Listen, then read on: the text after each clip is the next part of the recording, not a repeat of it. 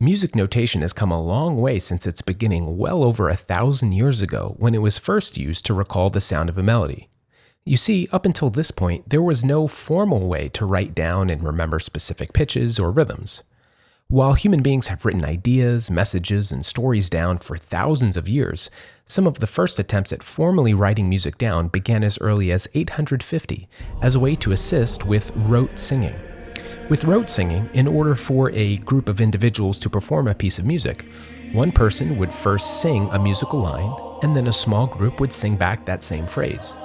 This was a fairly easy way to learn a melody, but before music notation, performers would have to rely on their memory, which limited the creation of new music.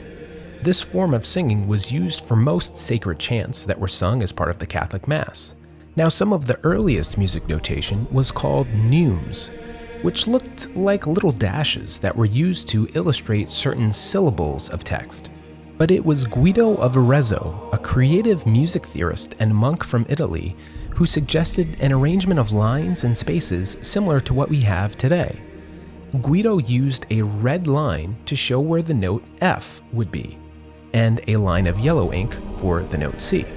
This is similar to our modern notation, which uses a bass clef, or F clef, to show where an F is, and a treble clef, or G clef, which illustrates where a G would appear.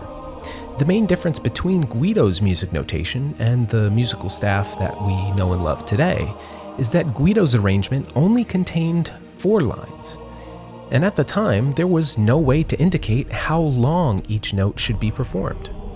This meant that early vocal music was very legato, or smooth and connected, because the exact rhythm of these phrases was open to the interpretation of the performers.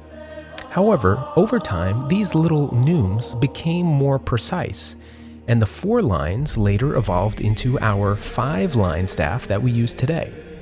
Guido also invented solfege, which again was slightly different than what we have today.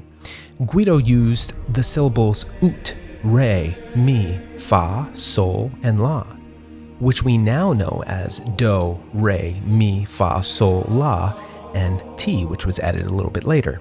This groundbreaking approach to music notation enabled performers to associate syllables of solfege with different pitches, enabling vocalists to more easily learn and perform melodies without having to rely on rote singing.